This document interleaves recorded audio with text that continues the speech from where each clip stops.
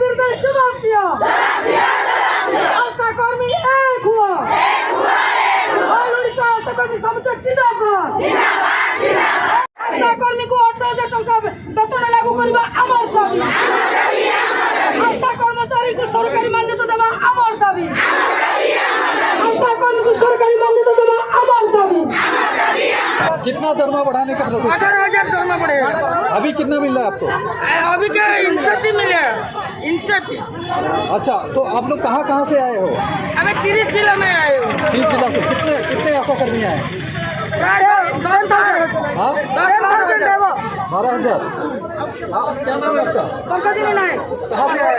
कलावंडी से आए हूँ। तो आपको क्या डिमांड है आप लोग का? हमारा डिमांड है हमको स्थायी नियुक्ति देना है और 18,000 टंका दरमा देना है और NHM को रेगुलर करना है। फ्री डिमांड है हमारा। कितना मिल रहा है अभी पैसा? अभी हमको पैकेज मिला है 4,500, किंतु हमको लेना नहीं है, हमको दरमा ही चाहिए। डे नाइट सर्विस देते हैं हम, 24 आवर सर्विस देते हैं, लेकिन हमारा दरमा उसको नहीं होते। कितना आशा कर्मी आए? आज 10 से 12,000। तो आगे अगर सरकार डिमांड नहीं माना तो क्या करोगे आगे? देखेंगे, समस्त तो डिमांड आशा कर्मी